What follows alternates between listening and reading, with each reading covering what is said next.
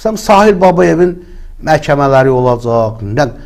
Bilirsiniz, o qədər problemlər var o nazirlikdə, əvvəlki Əmək və Sosial Müdafiəsi Nazirliyində.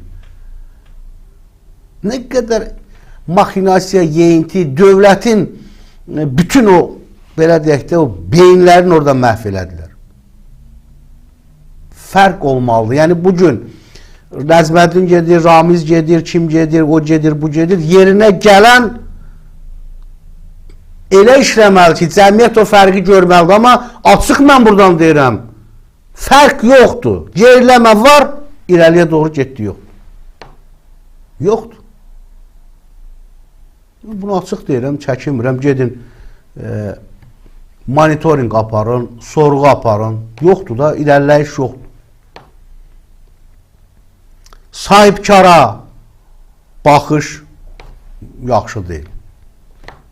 Gedin baxın, nə fərqi var? Ramiz Mehdiyevində vaxtında restoranlar cərimələnirdi, ilə yanvara az qalmış, Fazil Məmmədovun vaxtında, indi də gedirlər, vururlar. Baxın, gedin bütün obyektlər, restoranlar, vergi vurur, nə bilim, cərimələr hər yerdə. Yəni, o büdcə o günə qaldı ki, sigaret çəkib, gizlərin orada baxın, kim sigaret çəkib atacaq, o üzrüsəmi biçok cərimələr. Yəni, dövlət büdcə o günə qaldı ki, biçokun cəriməsindən toplanan pullarla. Bu, irəliləyiş deyil ki. Sən o vətəndaşı elə maarifləndirməlisən ki, o vətəndaş utanmalıdır dayanacaqda, əlində sigaret çəkib harasa tullamaqdan utanmalıdır. Utanmalıdır. Necə, əziz dostlar, açıq deyirəm də, bəzən o toylarda və yaxud da ki, digər ictimai yerlərdə mənə deyirlər ki, kimsə orada baxır, sigaret çəkir, deyirəm, mən boynumda qalstuk var, utanıram, ayıbdır.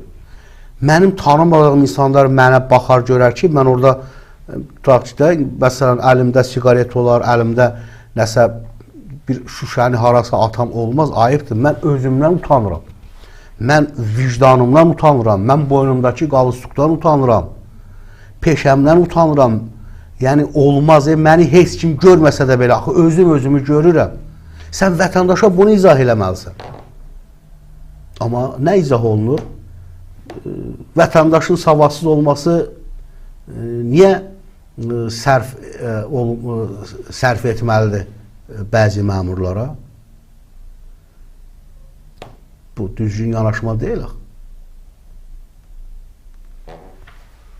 Yəni, vətəndaş, bilirsiniz, mən yenə də deyirəm, 2 gündür baxıram Azərbaycan mətbuatı, yeri gəldi, gəlmədi, düşüblər, Ramiz belə gəldi, Mehdiyə belə getdi, Nəzməddin belə getdi. Bu təkrarçılıq da var.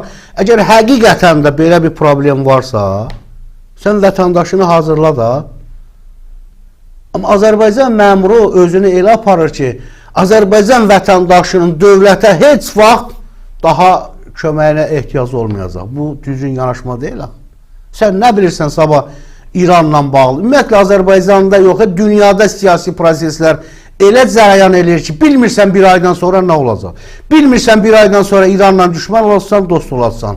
Bilmirsən 3 aydan sonra Ermənistanda nə baş verəcək, müharibə olacaq, olmayacaq. Çünki hələ sülh bağlamamısan. Vətəndaşı bezdirmək lazım deyil. Azərbaycanda məmur şəbəkəsi var. Ramiz Mehdiyevə aidiyyatı olmayan məmur şəbəkəsidir. Ramiz Mehdiyev oldu, çıxdı, getdi. Bax, o şəbəkə Azərbaycan vətəndaşını bezdirir. Nə qədər taksilərlə bağlı oyun oynayarlar. Keçənlər deyirlər ki, bəs 60 min var, endirmək lazımdır 40 minə, endi. Nə oldu? Tıxac biraz da soxaldı. Məqsəd, o pulu eyni yerə cəmləşdirməkdir. Yaxşı, ayna, sənin vayına otursunlar, ayna. Vayına otursunlar sənin. Bir dəfə hesabat verməmsən ki, gün ərzində 5 milyon, 10 milyon Bakı şəhərindən pul yığılır və bu pulun təyinatı hara gedib? Bilirsən nətərdir? Vətəndaşa, Azərbaycan ictimaiyyətinə hesabat verməmək xəstəliyi, verməmək buğuzluğu var. Olmaz. Yəni, bu düzgün yanaşma deyil. Əziz dostlar, dəyərli tamaşaçılar, başqa bir xəbərimiz var. Çox xahiş edirəm, kanalda olanlar hər hansı bir dəfə bəyənmək işarəsi verin. Bəyənin, paylaşın, kanala abunə olmağı da unutmayın. Başqa bir mövzu nə ilə bağlıdır? Rusiya Ramiz Mehdiyevi niyə satdı? Nədən satdı? Təhlükəsizlik Şurasının üzvü prezident administrasiyası rəhbəri Ramiz Mehdiyevin dövlət hakimi ələ keçirmə, nəysə o qədər bunu demişik. Onsuz bugün kimdən soruşsun Ramiz Mehdiyevlə bağlı? Balaca uşaqdan da soruşsan bilirlər. Yəni plan hazırlayıb deyilənə görə, çünki rəsmi, mən bunları o vaxt ürəklə danışıram ki, güc nazirliklərinin bəyanatı olsun, danışım. İndi deyirlər Rusiya, Putin belə dedi, o filan kəs belə dedi, belə əməliyyat hazırlayıb. Əziz dostlar, indi rəsmi olmasa da qeyri-rəsmi mənbələrə istinad edib deyilik. Ramiz Mehdiyev planında dövlət hakimiyyətini zorla ələ keçdikdən sonra keçid dövrü üçün müvəqqəti dövlət şurası qurumu yaradılmasını təklif edib. Bu plan 87 yaşlı köhnə bürokratın özünün rəhbər olmasını nəzərdə tutub. Məlumata görə Mehdiyev rəhbərlik edəcəyi dövlət şurasında təmsil olunacaq şəxslərlə bağlı məlumatlar Rusiya ilə bölüşüb. Məlumatlı mənbənin bildirdiyinə görə Azərbaycan və Rusiya prezidentlərinin görüşdüyü düşənbədə Rusiya tərəfi özü Ramiz Mehdiyevin təklifi və onun şəbəkəsinin planı haqqında Azərbaycan tərəfinə məlumat verib. Görünən o ki, 87 yaşlı Ramiz Mehdiyev artıq davamlı xahişləri və israrları ilə Rusiyanı da bezdirib. Ona görə də Rusiya heç bir perspektiv vəd etmədən Mehdiyevdən tamamilə imtina edib və onun planı şəbəkəsi ilə bağlı rəsmi Bakını özü məlumatlandırıb. İndi dostlar, burada deyilmir Rusiya tərəfi Azərbaycan tərəfinə. Bu birbaşa burada dəqiq məlumat yoxdur ki, Putin özü bizim cənab prezidentə bu xəbəri verib deyib. Yəni belə bir ifadə yoxdur. Adlar çəkilmir, tərəf söhbəti var. Rusiya Mehdiyevi niyə ələ verib? Mövzu ilə bağlı bu mövzunu şərh edən təhlükəsizlik eksperti İlham İsmail Moderna saytda bildirib ki, Rusiya Ramiz Mehdiyevin simasında heç bir perspektiv görmədiyindən onu ifşa edib. İndi dostlar, ekspert belə deyir, elə bəlkə də Rusiya Mehdiyevin ehtimadı doğrultmamağını görüb və bunu ifşa edib, bəlkə yeni bir kadrlar hazırlayacaq. Bu amildə ola bilər, deyil mi? Yəni, Ramiz Mehdiyev Rusiya tərəfindən Azərbaycanda yer tutub. O yeri boşaldır Rusiya. Özü ifşa edir. Ola bilsin ki, Rusiyanın hər hansısa planı varmış, Ramiz Mehdiyev tərəfindən həyata keçirilməlimiş. Ramiz Mehdiyev onu həyata keçirə bilməyib. Ona görə də imtina edir bu kadrından. Bu da ola bilər. Bu mənim fikirlərimdə, əziz dostlar. Görək, İlham İsmail nə deyir? Deyir ki, 87 yaşlı adam nə edə biləcək ki?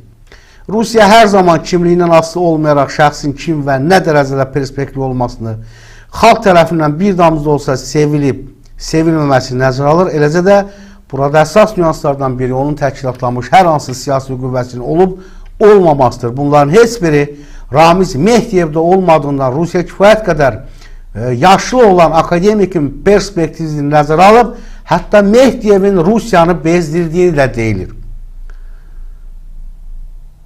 Ekspert deyir ki, Ramiz Mehdiyev məhz Azərbaycan-Rusiya münasibətləri gərginləşəndən sonra əl-ayağa düşüb. Hakimiyyət çevrilişini detallı və planlı şəkildə hazırlamaq iştahına Ramiz Mehdiyev 9 ay ərzində Azərbaycan-Rusiya münasibətlərinin gərginləşməsi fonunda düşüb. Rusiya da bunu müəyyən dərəcədə qəbul edib.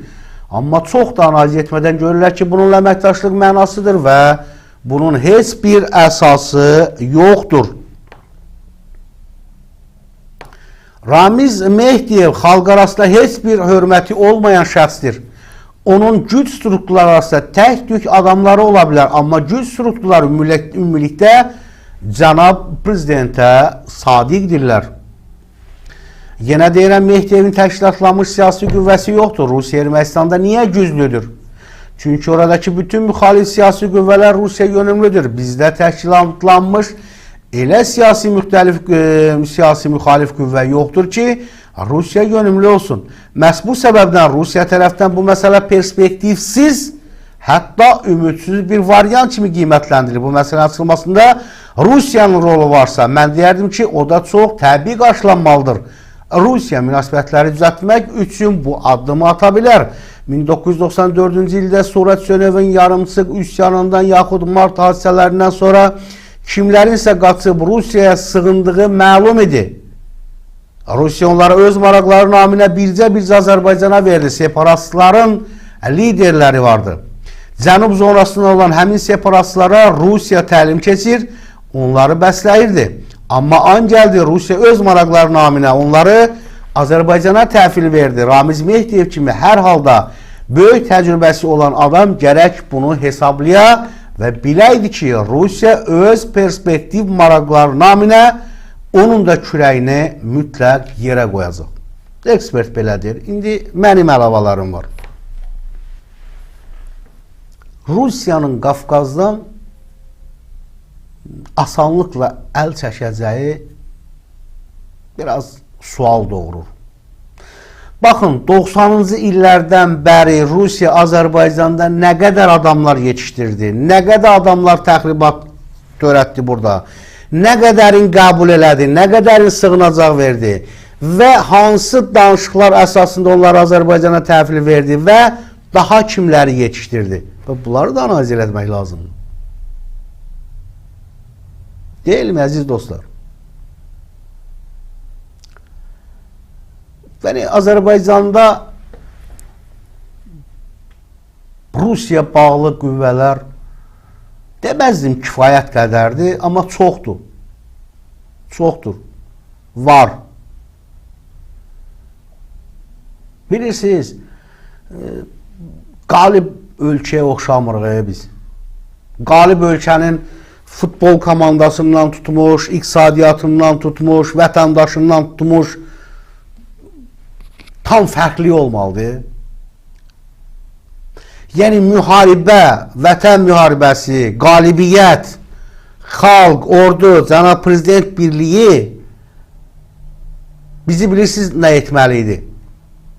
Bax, bu savaş bizim daxilimizi 200 il bundan qabaq olan o belə deyək də Azərbaycan torpaqlarının işğalına qarşı savaşımız, torpaqları işğaldan azad etməyimiz, bilirsiniz, necə deyirlər onu, o mənəvi çinmək bir loru dildə deyim də, mən hamının başa düşəcəyi dildə. İnsan daxilin mənəvi demək, çimizdirməlidə yuyunmalısan. İnsan var ki, sən istəyirsən ki, saf olasan, təmiz olasan, daxilin təmiz olmalıdır. Daxilini yumalısan. Daxilini dırnaq şərəsində, belə deyək də, hamının başa düşəcəyi dildə. Necə insan gedib yuyunmur, daxilini də yumalısan. Yəni, xalq olaraq, millət olaraq biz zəfərdən sonra o müharibə ilə, o qalibiyyətlə, qələbə ilə içimizi təmizlətdirməliydik və tam bir başqa bir yönə getməliydik. Başa düşürəm, Rusiya amili var, İran amili var, Qərb amili var. Hələ Rusiyanın burada nə qədər adamları var, görün İranın burada nə qədər adamları var, dostlar. Və Rusiya ilə də İranın Fars şovinizmi, Rusiya şovinizminin yəni %1 arxa planda, pərdə arxasında tam başqa fərqli bir planları var. Yəni, düzdür, bəzən tənqid edirik, məmuru tənqid edirik, nazir, amma coğrafi baxımdan o qədər mürəkkəb bir ərazidə yerləşirik biz. Biraz burada baş çıxartmaq da çətin. Və bəzən mən bu qanata gəlirəm ki, valla, ən böyük dövlətləri idarə etmək daha asandır, nəinki Azərbaycan. Azərbaycanda, yenə deyirəm, qonşulara bax, kimdir sənin qonşun? İran, Ermənistan, Rusiya, Gürcüstan. İndi düzdür, rəsmi görüşlərdə Gürcüstanla Azərbaycan tarixi əlaqələr, qədim əlaqələr, mən bilmirəm, özümlə onlarla nə əlaqələrimiz var. Baxırsan ki, tamam fərqli birisi, necə izah eləyim mən? Elə o mövzunu izah eləməsəm yaxşıdır. Əziz dostlar, dəyərli tamaşaçılar, etirazı olan varsa, şəxsən mən Aqil Alışovu tənqid etmək istəyən varsa, 070 739 48 48 efirə qoşulun, tənqid edin. Tamaşaçılarımız nə yazırlar?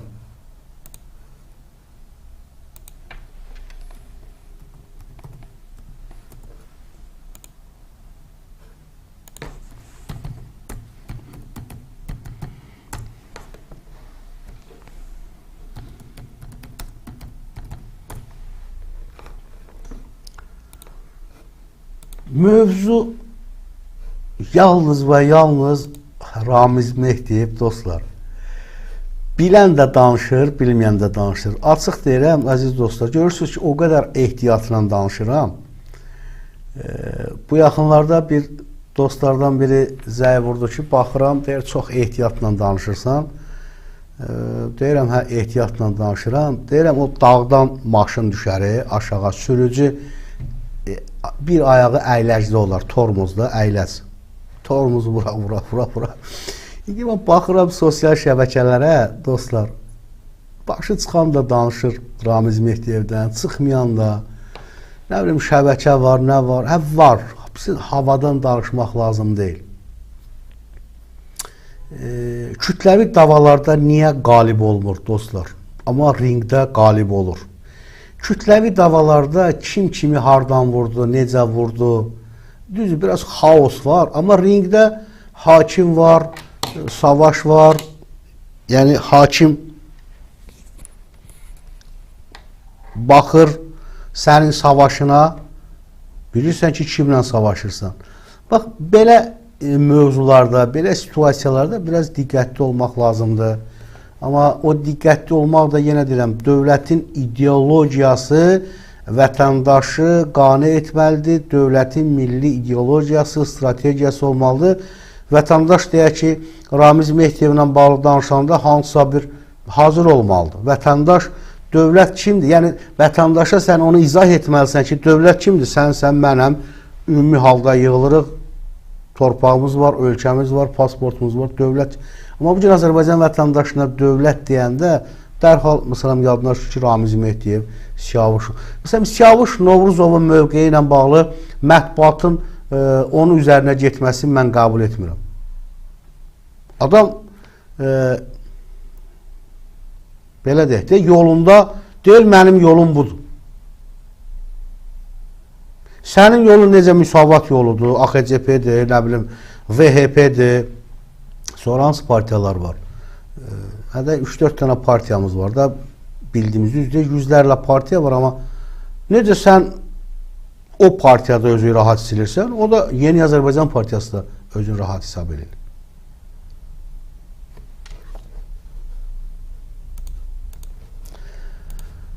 Belə dəziz dostlar və demək, Üzeyir Cəfərovla da bağlı bir açıqlama var. Üzeyir Cəfərov. Görək, Üzeyir Cəfərov nə deyir? Mehdiyev işi ilə bağlı Prezident Administrasiyası sabiq rəhbəri AMİ-ANın keçmiş prezidenti Ramiz Mehdiyev həbs edilib. O, uzun müddətdir Rusiyanın ölkəmizdəki əsas adamı hesab olunurdu. Ramiz Mehdiyevdən sonra onun vəzifəsini kim tuta bilər? AMİ-adakı vəzifə yox. Prezident aparatındakı vəzifə yox. Dırnaq sırasında, yəni Rusiyanın planlarını həyata keçirən. Rusiya tərəfi bununla bağlı hansısa addımlar atacaqmı? Moskvanın Azərbaycandakı yeni agentura şəbəkəsi yaratması mümkündürmü? Üzeyir Cəfərov. Görək nə deyir? Qlobal infoya danışan Üzeyir Cəfərov, hərbi ekspert, Rusiya dairələrində Ramiz Mehdiyevə xüsusi hörmət olduğunu bildirib. Lakin bundan sonra ona ehtiyac olmayacaq. Rusiyanın belə yaşlı bir şəxslə bağlı addım atmasına nə ehtiyac var? Məncə çox sayda insanları şoka sala biləcək informasiyalar üzrə çıxacaq. Bu bir şəxsin edə biləcəyi əməllər deyil. İstəyirəm ki, Azərbaycanda toxunulmaz hesab edilən bəzi məmurlar, nazirlər, biznesmenlər Mehdiyevin timsalında vəziyyəti düzgün analiz etsinlər. Onlar da bənzər taleyi yaşaya bilərlər. Ramiz Mehdiyev hadisələri bir daha göstərir ki, Azərbaycanda heç kəs toxunulmaz deyil. Qanun qarşısında hamı hesabat verməlidir. Bu mövzuda çəkilən şəxslər təkcə Ramiz Mehdiyevə bağlı olmayan daha geniş maraqlı olan şəxslərdir. Məsələn, Əli Həsənovun və digər şəxslərin adları hallanır. Ekspert deyir ki, son günlər Rusiya tərəfi xeyli fəallaşıb. Məsələn, Prezident İlham Əliyevin Vladimir Putini ad günü münasibətilə təbrik etməsindən və onların Düşənbədəki görüşündən sonra Rusiya Bakıdakı şəbəkəsini, Rus evinin fəaliyyətini bərpa etmək məsələsini gündəmə gətirir. Fikrimcə, buna qətiyyən yol vermək olmaz. Bugün Rusiya həm ölkə daxilində, həm də xaricdə öz agent şəbəkəsindən faal şəkildə istifadə edir. Azərbaycanda da müəyyən şəxslər var ki, Rusiyanın təbliğatını və burada narrativlərini burada yaymağa çalışırlar. Əlbəttə, Rusiya bugün də, sabah da irada baxımından zəif insanlardan faydalanmağa çalışacaq. Bu səbəbdən Rusiyanın Ramiz Mehdiyevlə bağlı hər hansı addım atacağını gözləmirəm. Mehdiyevdən daha gənc, daha perspektivli, amma təsir altına düşə biləcək şəxslər tapmaq Rusiyaya çətin olmaz. Lakin düşünürəm ki, təhlükəsizlik orqanlarımız xoşagəlməz proseslərin qarşısını alacaqlar.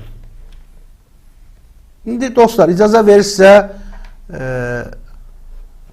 mənim əlavələrim var. Bax, bundan əvvəlki dəqiqələrdə mən deyirdim ki, vətəndaşa dövlətin, belə deyək də, gücün, dövlət babalığını daddırmaq lazımdır. Amma Azərbaycan insanı bəlkə də dünyada vətənə, millətə, dövlətinə, prezidentinə bağlılıqda dünyada yeganə millətdir. Amma bu məmur tərbiyəsi deyil, bu ata-ana tərbiyəsidir. Ki, vətənin satmır, dövlətin. Düzdür, xəyanət eləyənlər var, satanlar var və insanları iqtisadi cəhətdən çöktürüb peşman eləmək lazım deyil. Dostlar, indi bir xəbər də diqqətinizə çatdırım. Misir Mərdanovla bağlı açıqlamadır. Misir Mərdanovla bağlı mövzudur. Başqa bir xəbərimiz də vardı. Prezident İlham Əliyevlə bağlı Fransanın mövqeyini bildirir. Deyir, Azərbaycanla Fransa arasında anlaşılmazlığa səbəb olan məsələlər keçmişdə qaldı. Azərbaycanda Qatarın ləngiməsinə görə işə keçənlərə təqdim etmək üçün iş yerinə arayış veriləcək. Bu xəbəri diqqətlə çatdıracağım. Bir də, əziz dostlar, Prezident İlham Əliyev Azərbaycan-Fransa münasibətlərindən danışıb, bu arada danışacağım. Ramiz Mehdiyevin həyat yoldaşı ilə da bağlı xəbərlər var, dostlar. Əldə etdiyim məlumat. Məhkəmə Galina Mehdiyeva Yuriyevna barəsində də məhkəmə iddiası qaldırılıb.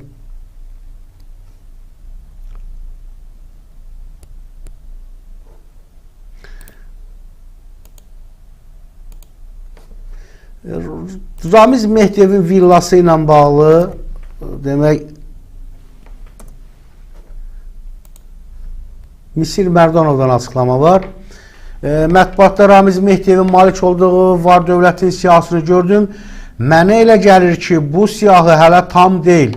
Yəqin daha çox bilinməyən məsələlər var. İstintaq bunların hamısını araşdırıb yoluna qoyacaq. Biz də ədalətli qərarın şahidi olacaq. Bunu unikal açıqlamasında keçmiş Təhsil Naziri Misir Mərdanov deyib. Eks-nazir deyir ki, onun əmlakı əmlakları müsadirə olunmalıdır. Mənə elə gəlir ki, adı gedən və getməyən əmlakların müsadirə olunmasını görəcək. Demək olar ki, dövlətin içərisində dövlət yaradıb və bu qədər mülkə sahiblik edib.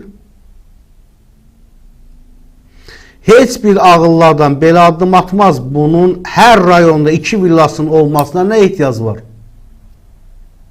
Bəlkə də çoxunun yerini bilmir. Mətbuatda rayonlar üzrə siyasını veriblər. Nə ehtiyac var ki, 100 hektarlarla torpaq sahəsi var. Cəmaatın malqarasını otlaması üçün yer yoxdur. Bu gedib oraları çəpərləyib. Bu şeylərə nə ehtiyac var? Daha çox şeylərin üzə çıxacağını gözləyirəm. İnanıram ki, dövlətimiz müvafiq orqanlar düzgün qərar qəbul edib ictimaiyyətə məlumat verəcəklər. Bir daha xatırladırıq ki, dostlar, Bakı Şəhər Sabah Rayon Məhkəməsi Ramiz Ənvəroğlu Mehdiyə barədə cinayət işi üzrə qərar qəbul edib. O, Cinayət Məcəlləsi 278.1 Dövlət hakimiyyəti ələ keçirməyə yönələn əməlləri, 274 Dövlətə xəyanət və 193-1.3.2-ci cinayət yolu ilə əldə edilmiş əmlak legallaşdırma maddaları ilə ittiham edilir.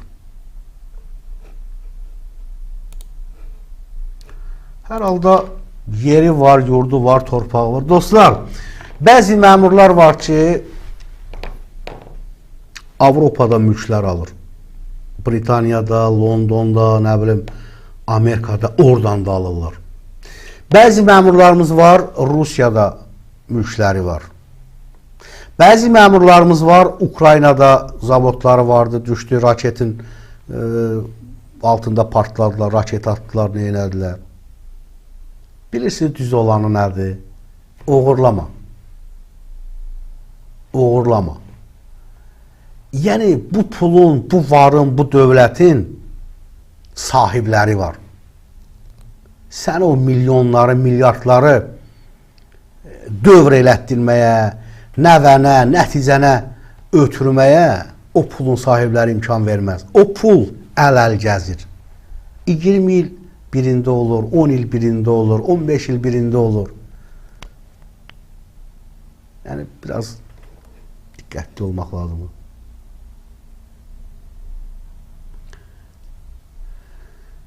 Əziz dostlarımız, çox təşəkkür edirəm.